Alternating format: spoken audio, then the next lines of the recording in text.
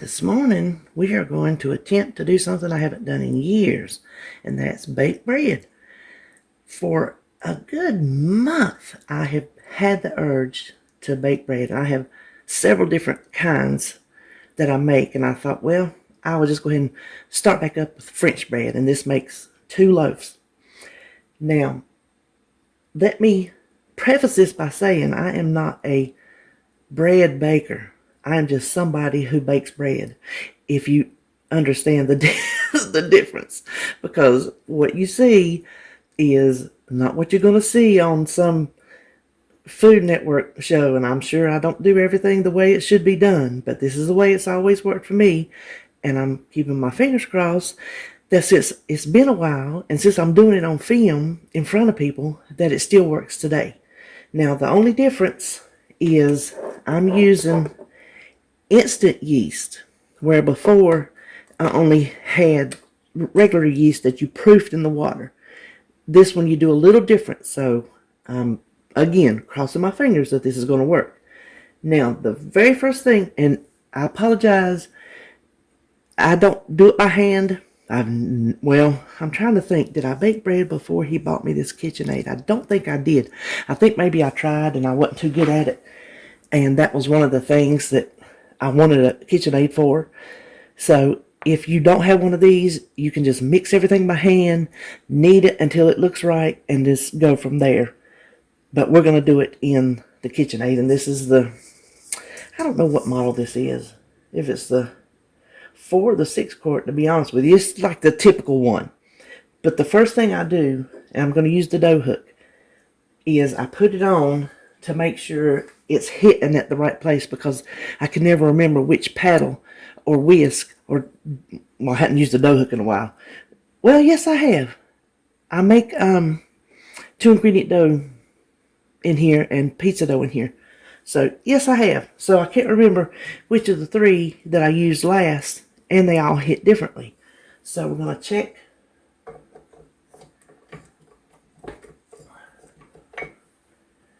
You don't want it hitting, but you want it to where it'll at least scrape.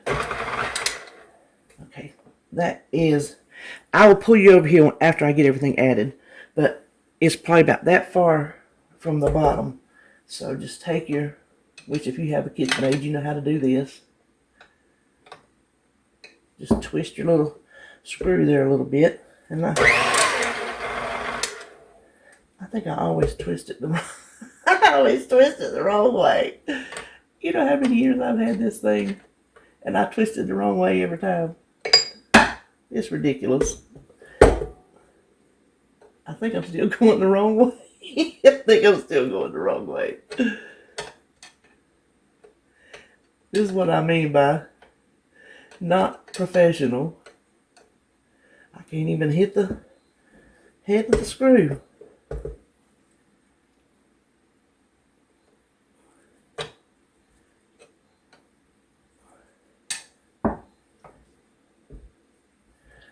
Okay, I'm going to get there, I promise.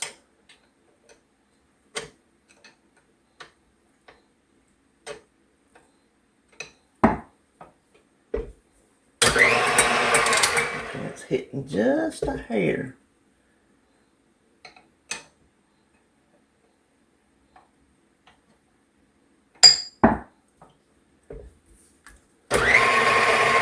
Okay, that is, it is just close to the sides. Now, since we don't have to proof the yeast first, we're just going to add, I'm going to do everything else the same. So I start with, this is 6 cups of all-purpose flour. It's not bread flour, whole wheat flour, it's just plain old all-purpose flour. And it's 6 cups, but I start with 4 cups to mix it, and then I just add in the rest as I need it. And this is not precise, you can see now. When I did measure it out, I keep my flour in the freezer, and you can take it out and let it cool, warm up to room temperature, which I didn't do. Like I said, I'm not that precise. I'm not that precise, but I am precise measuring. So when I scoop it up, I keep a plastic knife in my bag and I just rake the flat side across it. You don't pack it down or nothing like that. So just rake it across to give you an even measure. So to that, I'm going to bring it over. Let me see what y'all can see. Okay, for now, that'll do. Then I'm going to do, I was telling you, instant yeast. It says bread machine, but the back tells you what to do if it is for the oven. And that's what it says. Put it in your flour. So I'm gonna trust them. 2 tablespoons. Like I said, the rest of it's the same. So I don't know if that amount translates properly or not. We're doing this together. And this is 2 tablespoons of just plain old sugar. 2 teaspoons of salt.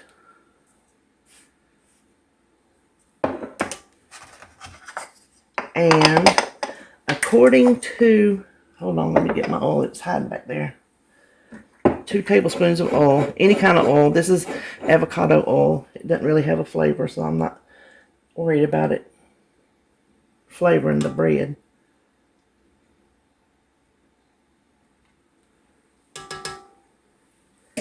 Then this is 2.5 cups of warm water. The yeast says between 120 and 130. Proofing yeast is like 105 to 115, I think. But again, I'm following the jar, and I have let this go. It is 100. It's 115. So 2.5 cups.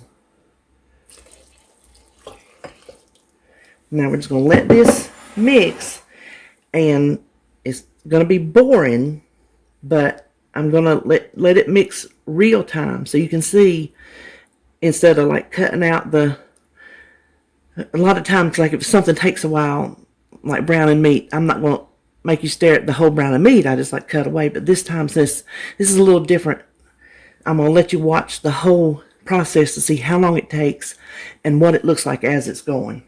So let me pull this over. I think y'all can see in there pretty good. And start it off low, or you will have flour everywhere. Ask me how I know.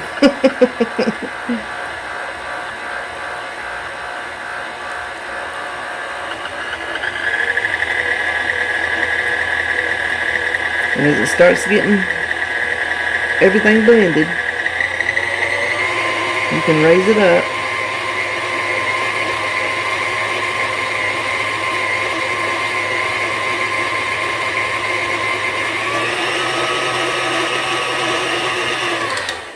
Okay, now it's a real good, see how, you don't want to call it gooey, but so I want to just scrape the sides down because all of the flour is not in it. And then make sure to scrape the bottom too, because that little dough hook does not scrape the bottom of the bowl.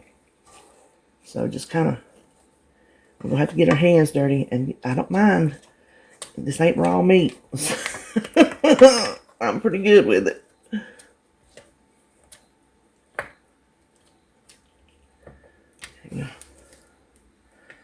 Take most of it off here. We might can get it all.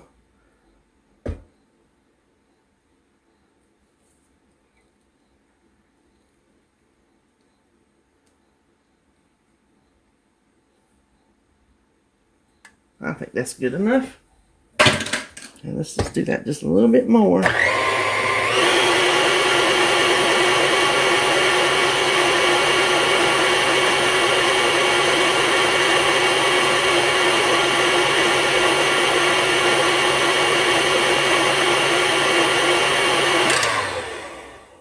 Okay, I mixed it enough to make sure the ingredients have had time to incorporate. Now we want to start adding our extra 2 cups of flour.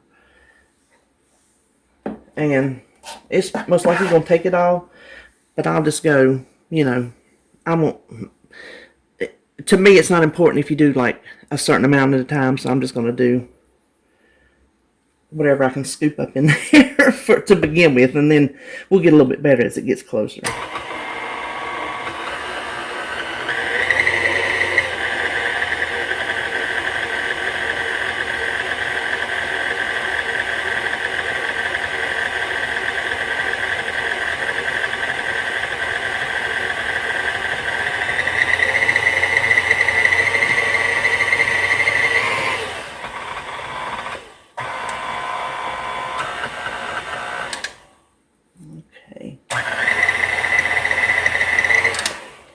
We'll scrape it down again before we finish, but you see it's still very, very moist.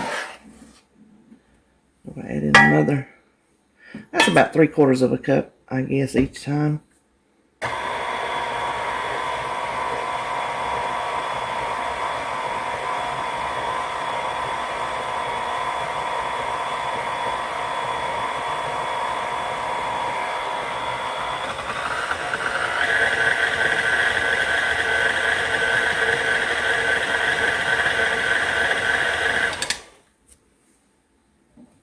Okay, it's starting to travel. See how it travels up the dough hook? So we want to go ahead and do a little bit of scraping and get around the sides. Now, I know some of y'all expert bakers out there are probably, probably cringing, but I just want to show even a novice can still bake bread. It's fun, if nothing else. Of course, it's going to be good, too. It better be.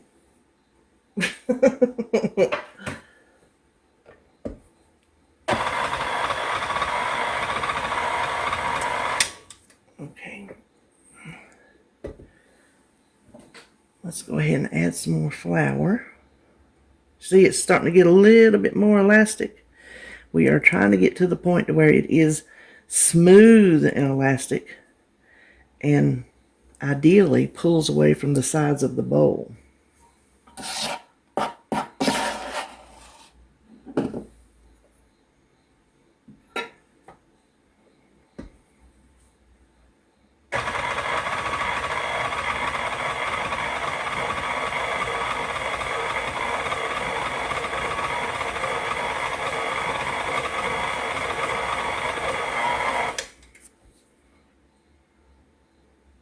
Okay, just kind of let that. Listen, I have I have made bread before. That stuff has traveled and went up over the ledge.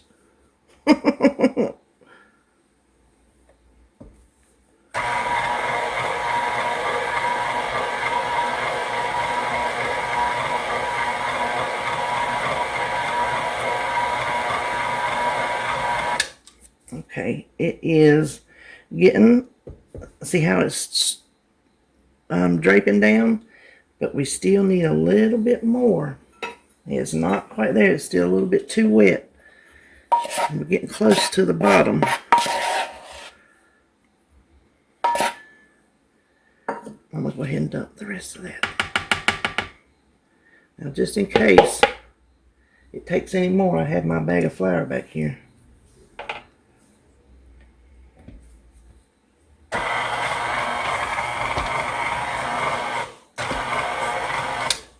Do you hear my mixer bumping? It's starting to work it into dough. So put your lock on and keep it from doing that.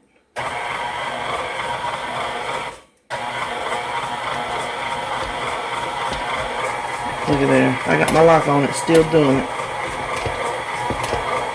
Listen. Old girl better not be wearing out on me. Huh. No, she better not be.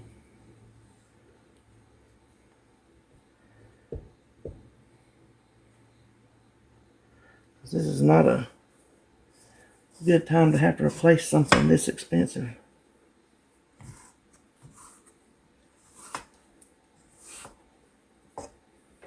Now, we're just going to let it work a little bit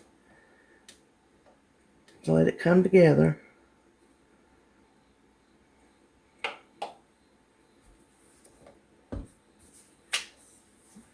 needs to be.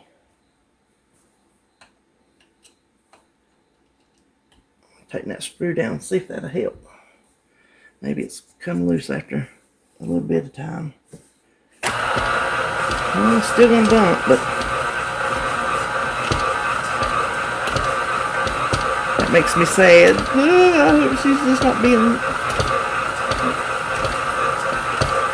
Maybe she's just being grumpy.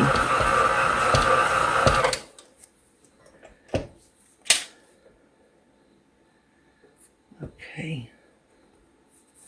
I'm going to kind of touch it.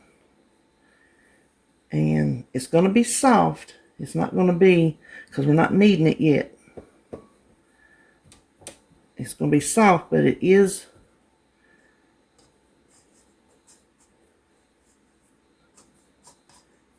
pulling away from the sides for the most part. Let me give it just a couple more rounds.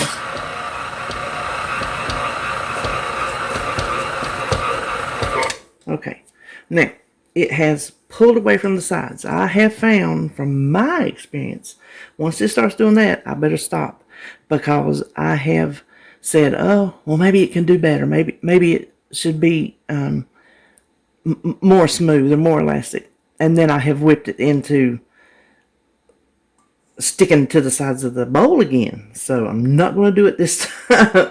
I'm going to say enough is enough, and we're going to stop it there.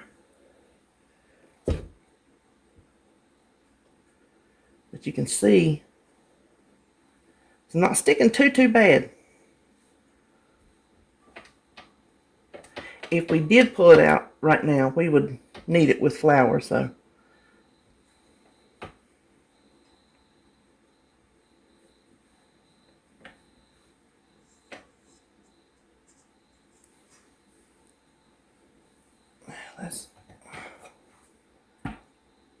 Now I'm going to,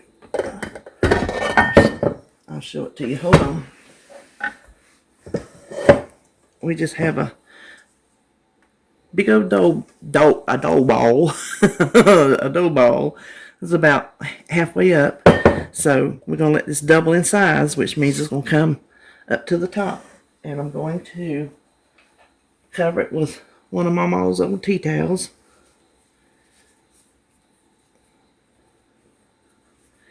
And I'm just going to stick it in the oven, not just plain old cold oven. I keep it kind of cold in my house. And if my air kicks on over here, even though it's kind of chilly outside, I get hot in here. So if the air over here, over the sink kicks on, it'll be out of drafts. So this is going to take several hours. And once it is risen, then we'll come back and make us some loaves. And that's the part I'm worried about showing you, because I am spastic. Oh, we'll see. Okay, so the bread, since I had it out, it's already started to fall, but I checked it after like an hour and 45 minutes, and it was mound over. I hadn't pulled the thing off yet, but I can see where it's fallen. So we're going to unveil it together. See how nice that peels off of that tea towel? Now, if it peels off the bowl, we'll be in business. Now, I'm just going to go ahead and work directly on my clean counter, because I need to roll this into a 15 by 10 rectangle. That's the size of a large baking sheet. I'm just going to estimate it, looking at it here. I have a cutting board that's bigger than that I do my 2-ingredient dough on a lot of times, but sometimes it does stick because it's textured, and I just didn't want to take that chance. So I'm just going to make my mess right here. I know how to clean. I have always wanted one of those marbles. You know, that would be the one thing nice about having a granite countertop. But you got what you got, right? Okay, let's get our hands in a rolling pin. This is my mama's rolling pin that's seen lots and lots of days.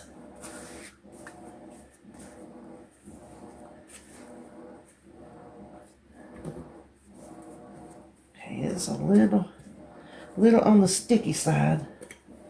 So just keep, and no, I am not counting points for any added flour. To me, that is the cost of doing business. Now, ideally, you probably would not want it sticking, but you can get a different, and I am not no fancy kneader, let me tell you.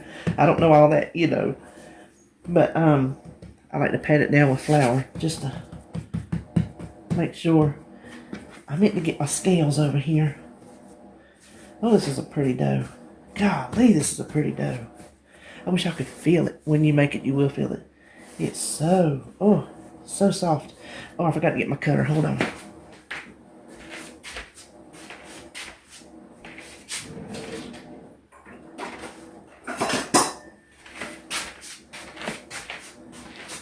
Okay, these little things are handy. And I'm not gonna, I thought about it, weighing the dough and then measuring it. I'm not going to. I'm gonna form it in this little rectangle here and just eyeball the middle. Because like I said, we're making 2 loaves, whatever you want to call it. But I was saying, you can take it out of your mixing bowl, put it in a greased bowl, but I mean, you see how it come out nice. So I'm not sweating it. I'm gonna set this one over here. Now this we just want to roll out, and if we start with a rectangle, it will be easier to roll into a rectangle. So we want to go a 15 by 10. Now, if you can see off camera just a bit, this is an 18 by 13. So I can look at it and eyeball pretty good. That I did not used to have. You can bake this on your 15 by 10. It will just go to the end lengthwise, and they'll be pretty close sidewise. But it works because that's how I always had to used to do it. These are just my pans that I got for specifically making my, you can get a little bit more manly with it. I'm just kind of talking and not paying attention. My Spritz cookies at Christmas. Then I ended up, let me slide this over a little bit. Ooh, hold on. I ended up buying even a bigger. It is huge. They had it on sale at Kohl's. It's huge. But these are very handy for especially sheet pan dinners.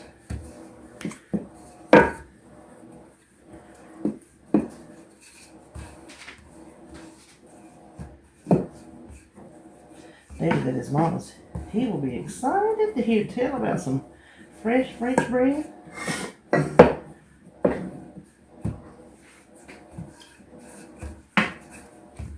I am not a excellent rectangle roller, I can tell you that. Y'all can look at that and tell, can't you?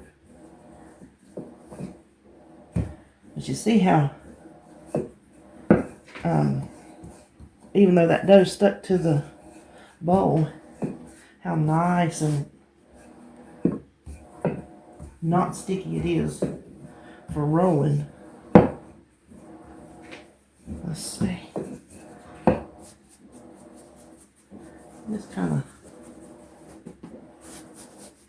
that, you know what? Let's see. I think that's close enough.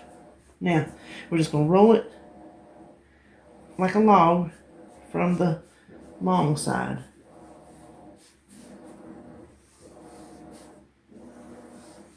Just kind of work your hands out to make it even, because you can get these little, you can see the ends. They're not going to be as thick as the middle, but I think we're good.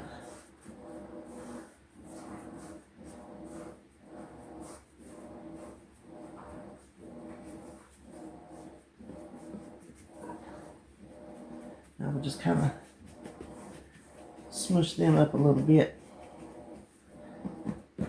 And then we're going to lay it up on our greased baking sheet. Kind of tuck it back under there. And I'm going to go ahead and do the other one. I won't make y'all watch. You've already seen one. Okay, I'm coming back just to finish rolling this one up. I didn't get it quite as long as the other one. Well, if y'all heard that, that's Blair jumping down. She jumped off her high thing, her high perch. And you see I used up all that flour and it started to stick just a little bit.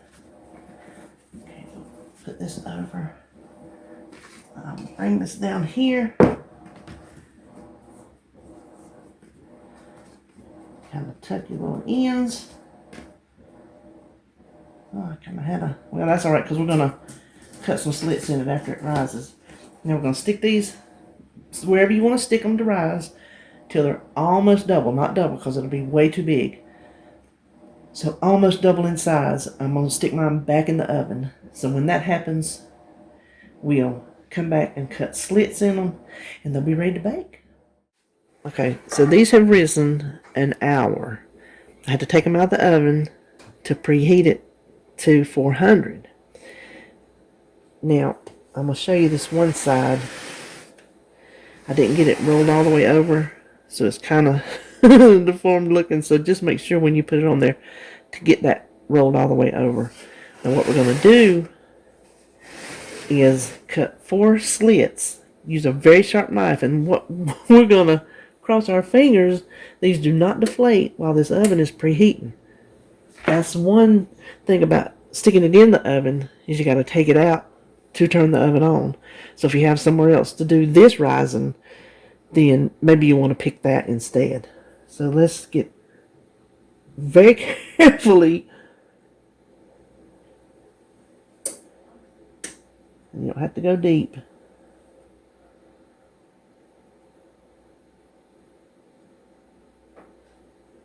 It's such a beautiful dough.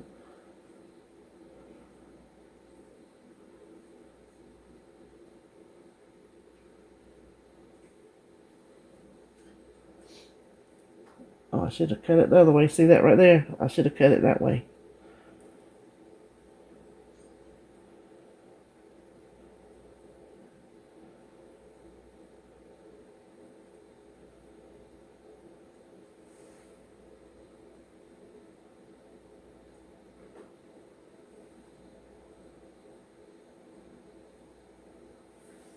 Okay, I think that's going to be good enough. Now we're going to not touch these. When the oven gets to 400, I'm going to pop them in there for probably about 25 minutes. At this point, if you felt like brushing it with an egg wash, you could. I just never have, so I'm just not going to worry with it. And hopefully, I didn't get them too close that they're going to stick together. But I think if they do, they'll probably break apart pretty good. And then after they're baked, I'll come back and we will weigh them and see how many. I do not know what the points on this will be. We'll just see what size of bread we can get for what points. How about that? Alright, it's been 25 minutes and I've let it cool enough where I can touch it, hopefully cut it. But let's see. See how it sounds dense. I don't know if it's supposed to sound hollow dense, but it's not given. So if I went through all this with this beautiful dough and it's not cooked inside, I'm going to cry like a baby right here on film. So the first thing we need to do, let me show you this one. See where I didn't get it rolled, how it did that. That's what I was saying. And it's just kind of, this one's the ugly stepsister. She's right pretty. That's Cinderella. That's the ugly stepsister. All right, let's weigh them and see what we have total. I have my Kindle over here. Let's see, come over here. I have my Kindle and I have my little whiteboard so we can keep a track of how many grams. We're going to weigh this in grams. And I'm assuming just because it's long, it's still going to do the right measurement. I've never weighed anything like this before. 637. Oh, the smell that just come up off of that. Oh, listen, David's so excited. 674. 11, 13. So we got, look at there, I did math and I didn't have to ask you know who, but I'm fixing to. So I do not know how many grams is a good size serving. I'm thinking, let's put one over here on this.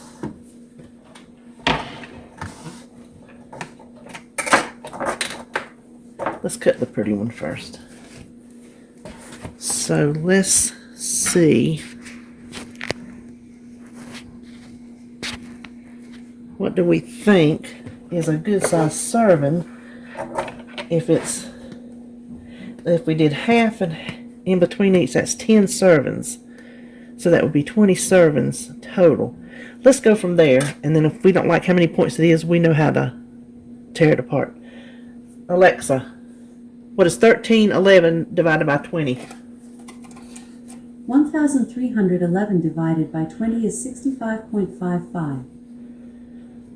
So 65.5 grams.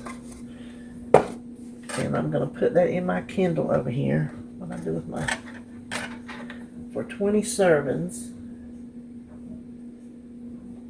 Let's see. Yeah.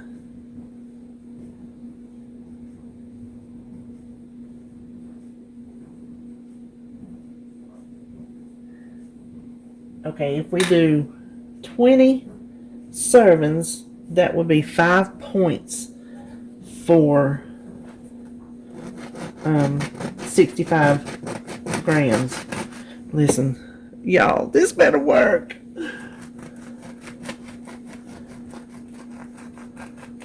Get you a good bread knife.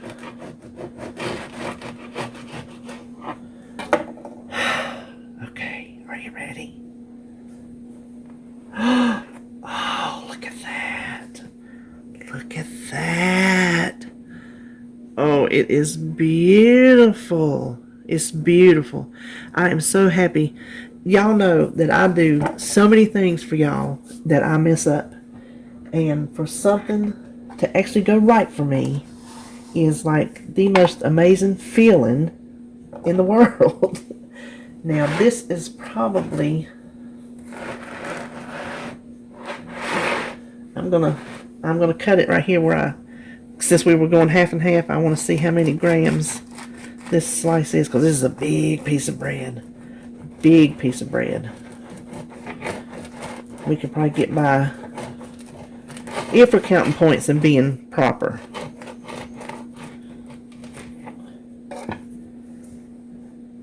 Look at that. I'm in the funny looking light. If I can, why is that light being so funny? I don't know. That's 79 grams, so yeah, that's a little bit higher. Let's see if we take one.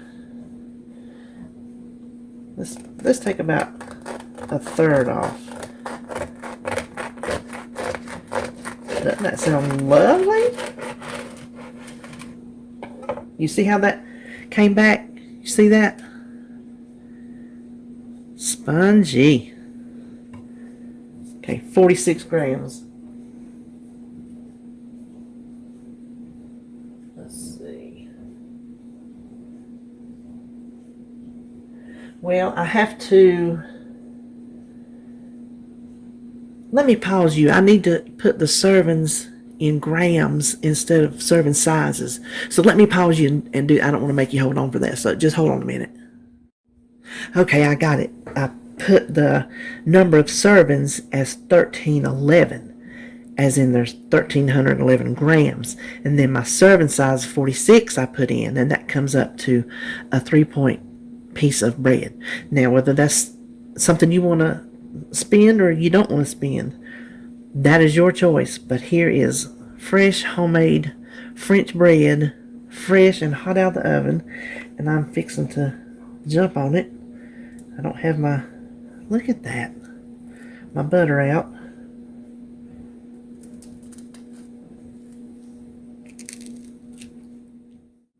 Okay, I did get the butter out and tasted mine, and I'm gonna let David taste it. He's never up when I cook for y'all. That's why he hardly ever gets to taste anything. But he's up, so I'm gonna let him give me a verdict. Taste that with the butter on it and see what you think. He can't get it in his mouth.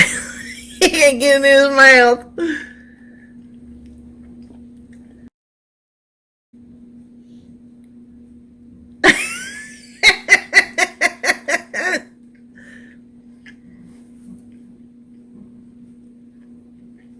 Tastes mighty good to me. I thought, was he gonna say anything?